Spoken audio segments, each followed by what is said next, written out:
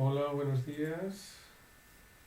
Vamos a abordar en el vídeo de hoy el modelo sociohistórico-cultural cuyo autor más relevante es Vygotsky. Lo vamos a abordar desde diversas perspectivas. Una de ellas es la perspectiva del desarrollo social, cómo los niños se incorporan al desarrollo social. Otra es la perspectiva del aprendizaje, cómo los niños aprenden y enseñan. Y otra es la perspectiva de la interacción comunicativa, cómo todo esto se da en un proceso de comunicación. Aunque el autor más relevante sea Vygotsky, tenemos autores fundamentales, contemporáneos de Vygotsky y posteriores, como Leontiev, y otras figuras relevantes como Bakhtin en comunicación, o Bakhtin, y luego iremos viendo otras figuras relevantes más actuales, que las iré comentando progresivamente. El modelo sociohistórico-cultural lo podríamos incluir dentro de un modelo cultural, y aquí incluiríamos diferentes corrientes, ¿no? Pero la sociohistórica es un modelo que tiene una entidad propia y tiene una diferenciación claramente importante, que parte no solo del entorno cultural, sino de la evolución y el desarrollo histórico. Además, tiene una de sus raíces en lo que es la filosofía marxista y con su influencia hegeliana, y todo eso le dota de unas formas determinadas de metodología de trabajo. Bien, no vamos a partir exactamente de Vygotsky, vamos a partir de la teoría de la actividad, una teoría de la actividad que tiene como uno de los autores precursores a Leontiev. ¿Y qué plantea la teoría de la actividad? La teoría de la actividad plantea que los seres humanos realizamos acciones, pero las acciones casi siempre o siempre tienen un objetivo, un propósito. Cuando las acciones se realizan con un propósito, normalmente se les aplica una serie de operaciones, una serie de planes. Bien, en esa intencionalidad, es decir, tenemos acciones que tienen una intencionalidad, un determinado objetivo. Por ejemplo, queremos viajar a Sevilla, es una intención. Esa acción requiere de unas operaciones, por ejemplo, comprar un billete de tren, hacer una maleta.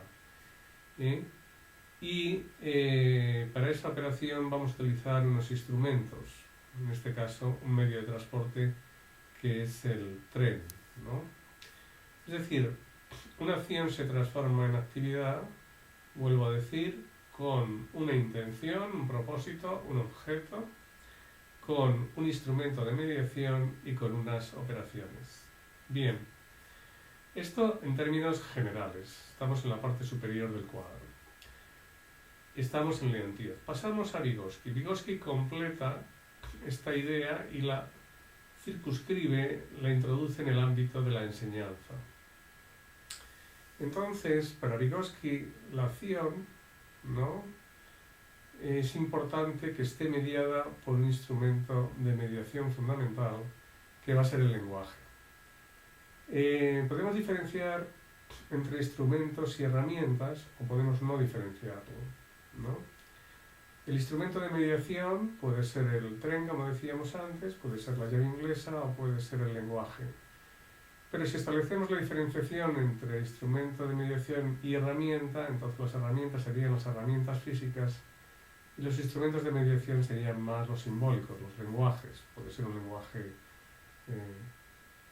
habitual, ¿no?, el español, el castellano, puede ser un lenguaje informático, puede ser un lenguaje musical o un lenguaje matemático. Hay diferentes tipos de lenguaje con características diferenciadas. Además, cada lenguaje presenta luego especializaciones, diferentes tipos de géneros. ¿no? No es lo mismo utilizar el lenguaje oral que el lenguaje escrito. No es lo mismo utilizar la novela que utilizar la comedia, que el drama, que la ficción, la ciencia ficción. Por lo tanto, que utilizar el cuento infantil, que utilizar el cuento maravilloso, de fantasía, en fin, hay diferentes géneros. El lenguaje se va a especializar y a veces se va a especializar en función de las profesiones, otras veces se va a especializar en función de los intereses del público, de la sociedad. Bien, por lo tanto, el lenguaje es un tipo de instrumento. En este caso, nosotros vamos a utilizar el lenguaje comunicativo para la enseñanza. Nos vamos a centrar en la enseñanza y en el desarrollo social. La enseñanza implica desarrollo social, por lo tanto no lo vamos a diferenciar, salvo que es un desarrollo social especializado. Bien, la acción mediada por el lenguaje a través del instrumento lingüístico es una característica fundamental en Vygotsky. A partir de ahí, él va a desarrollar un concepto, que es el concepto de zona de desarrollo próximo, que es clave para entender cómo se produce la enseñanza. Bien, la enseñanza para Vygotsky se produce en esta zona de desarrollo próximo, que tenemos que diferenciarla de una zona de desarrollo actual y de una zona de desarrollo futura. Y explico los tres conceptos. Partimos de zona de desarrollo actual. La zona de desarrollo actual es aquella en la que el sujeto por sí mismo, sin ningún género de ayudas, puede construir su propio desarrollo. Por ejemplo, yo puedo leer un libro y al leer el libro pues me entero de algo nuevo, ¿no? Un libro, por ejemplo, sobre música, utilizando simplemente el lenguaje habitual que aparece en el texto. Ahora bien, cuando yo llego en ese texto al concepto, por ejemplo, de compás, o al concepto de ritmo, o al concepto de intensidad, si yo no sé nada de música, a lo mejor aplico mi propio concepto, el concepto que yo tengo del castellano, pero lo aplico erróneamente, porque el concepto del castellano probablemente no coincida con el concepto musical más preciso. Bien, ahí entro en la zona de desarrollo próximo. Yo necesito ayuda, porque por mí mismo no soy capaz de entender el concepto. Y además rápidamente me doy cuenta porque encuentro otros textos que me llevan a error, o me encuentro con comunicaciones de personas que me llevan a error. Bien, entonces pido ayuda. Me busco una persona que sepa música, un amigo que sabe música, y le pregunto qué entiende él por compás, o qué entiende él por negra, o por corchea, o qué entiende él por melodía. Mi amigo me lo explica, mi amigo me pregunta si lo he entendido, mi amigo me pone ejemplos, yo dialogo con mi amigo y le hago preguntas. Él se da cuenta que todavía el concepto no está claro, me aclara las dudas, hasta que finalmente yo soy capaz de utilizar correctamente, por ejemplo, el concepto de compás, ¿no? Y mi amigo se da cuenta de que realmente lo estoy utilizando correctamente. Este aprendizaje se ha producido en la zona de desarrollo próximo. Es decir, hay una persona más experta que posee el conocimiento y una persona menos experta que lo desconoce. La persona menos experta tiene interés por aprender. La persona más experta tiene interés por enseñar. Y se establece un diálogo comunicativo. Por lo tanto, estas son las condiciones en las que se produce la enseñanza y el aprendizaje. Si yo no tuviese interés por aprender, no se produciría. Si la otra persona no tuviese interés por comunicar y por enseñar, no se produciría. Ahora, ¿qué diferencia hay entre un acto normal de comunicación y un acto de comunicación para la enseñanza? Pues son matices, pero no muchos. Cuando nosotros queremos comunicarle algo a alguien en un diálogo, como nos va a señalar Bakhtin, tenemos que negociar los significados. La comunicación es dialógica. Si yo me encuentro en un vagón de tren y empiezo a hablar de mi pueblo con otra persona, pues, y la otra persona está interesada en cómo es mi pueblo, porque él lo desconoce, pues tendré que ir aclarándole unas cuantas cosas de dónde está, cómo se llega a él, qué clima tiene, cómo son los vecinos. En fin, tengo que explicarle cosas. Y él me va a ir preguntando cosas porque está interesado en saber, en aprender sobre cómo es mi pueblo. Y por lo tanto, una comunicación. ¿Hay alguna diferencia con un proceso de aprendizaje? Ninguna. Porque la otra persona tiene interés por comunicarse conmigo, investigando sobre lo que yo sé.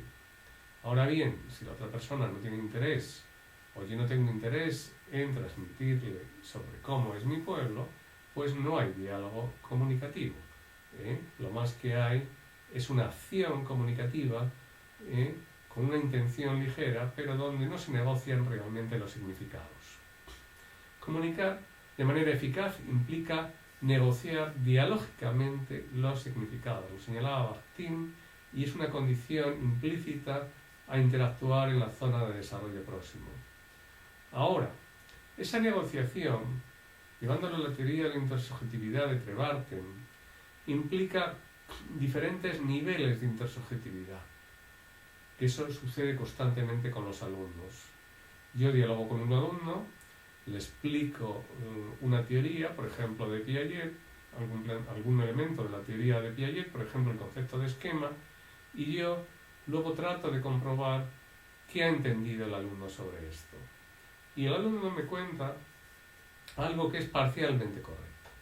Es decir, que el nivel de intersubjetividad no es el mismo, el conocimiento compartido no es el mismo. Se aproxima, se acerca a lo que yo busco, pero no es el mismo. Cuando los educadores infantiles le cuentan un cuento a los niños pequeños en el aula, un cuento como Los tres cerditos, comprueban que necesitan muchas sesiones para conseguir que los niños entiendan el cuento. Y, por lo tanto, el nivel de intersubjetividad, de conocimiento compartido, va variando a lo largo de los días. Estamos en un proceso que se produce en la zona de desarrollo próximo, pero no es un proceso inmediato, no es un mecanismo automático, sino que es un proceso largo, por eso utilizamos la palabra proceso, es conflictivo algunas veces y puede implicar incluso involuciones por error, por errores en el proceso de conocimiento. Bien, ahora bien, puede suceder que yo como educador trate de enseñar algo al niño que el niño no pueda ni esté en condiciones de aprender, porque no tenga el nivel de inteligencia necesaria o las aptitudes con P necesarias para poder acercarse a ese conocimiento. Por ejemplo, el ejemplo que suelo poner es, si usted no sabe música, le ponemos una partitura con un nocturno de Chopin, ¿podría usted tocarlo? Aunque le pusiéramos al mejor instrumentista de piano del mundo, pues no, usted no podría. Por lo tanto, ni con la mejor de las ayudas se puede aprender algo si no partimos de unos niveles previos de conocimiento compartido con la persona experta. Y por lo tanto, implica que hay que interactuar en la zona de desarrollo próxima, no en lo que sería una zona de desarrollo futura a la que llegaremos al cabo de algunos años o de muchos años, como en este caso del piano. El aprendizaje, como nos va a decir Wells, un autor más actual, implica una dialogicidad, como decía Bakhtin, e implica una evaluación de los niveles de intersubjetividad. Por eso, el educador debe evaluar siempre el nivel previo de intersubjetividad con el alumno y ha de partir de ahí para negociar los nuevos significados en la zona de desarrollo próximo. Algo que tiene que ver también con lo que fuera de este contexto se llama el aprendizaje significativo. Bien, por último señalar que la teoría de la actividad de Leontief tiene un desarrollo actual muy importante en autores nórdicos, como es en el caso de la teoría de los sistemas de actividad de Engström.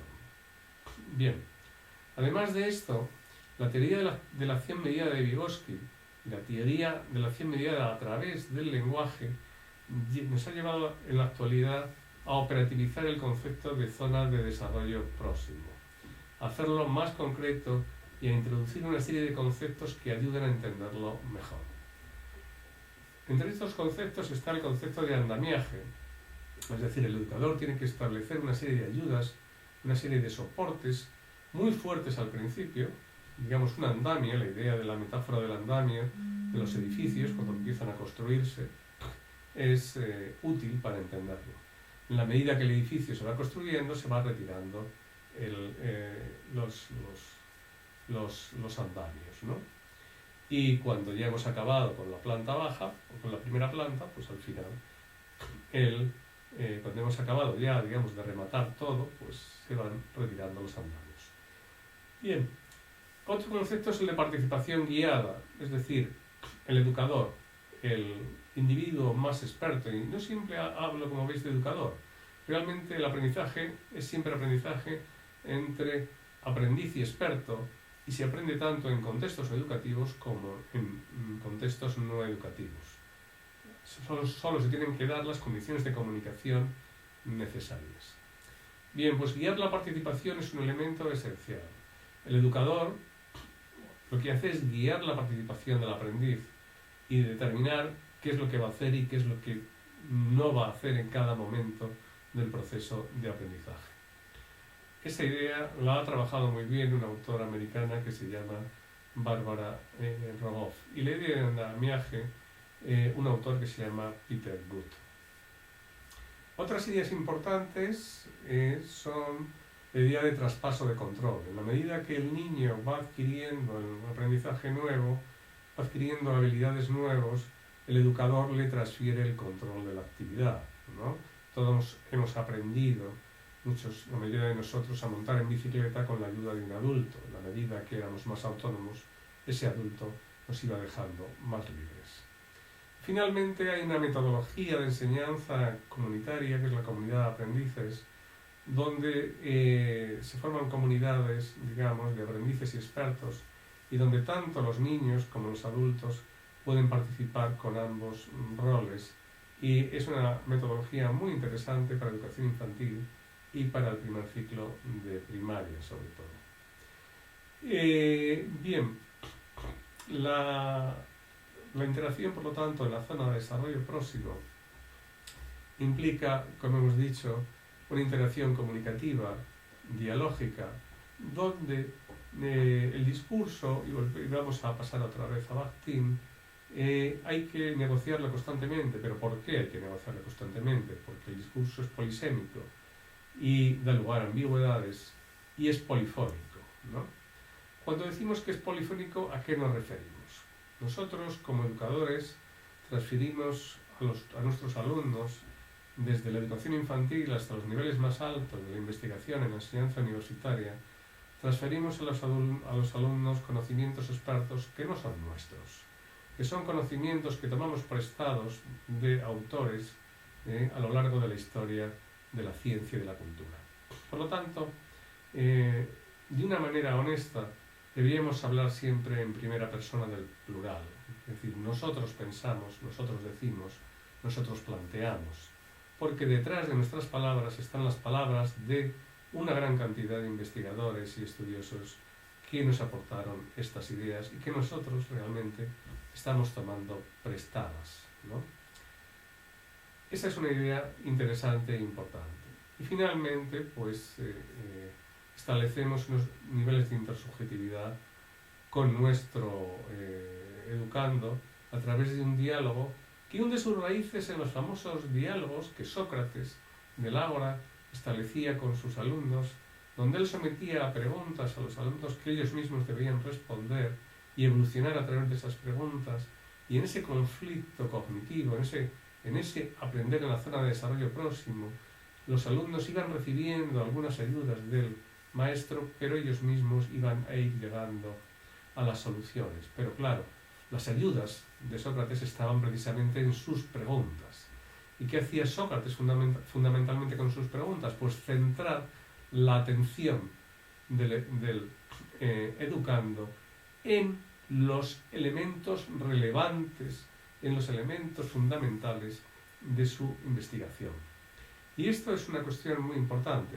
Si conseguimos que el alumno sienta que aprende por sí mismo, es mucho más satisfactorio que si le damos todo resuelto. Pero esto va más allá del concepto de desarrollo próximo, y ahí entraríamos ya más en una metodología de carácter piagetiano, que me parece muy interesante. En cualquier caso, aprender implica siempre un diálogo comunicativo, donde el enseñante va a tener que centrar la atención del niño o del educando sobre el referente, le va a tener que controlar a nivel normativo, le va a tener que explicar, le va a tener que demostrar cosas, conocimientos, habilidades, estrategias, le va a tener que evaluar, que preguntar, que diagnosticar para ver su nivel de intersubjetividad, y a partir de ahí le va a lanzar nuevas ideas, nuevas preguntas, según el método, y le va a dar siempre un soporte emocional y afectivo para que el niño se sienta bien en ese diálogo comunicativo con el educador, donde no nos olvidemos que las emociones y los motivos son fundamentales, porque al final lo que tiene que haber, como decía Leontiev, es intención, objetivo. Y difícilmente va a haber intención y objetivo por aprender o por enseñar si no hay emoción en el aprendizaje. En esta última diapositiva tenéis un montón de conceptos que he utilizado en mi discurso. Muchas gracias y espero que os haya interesado.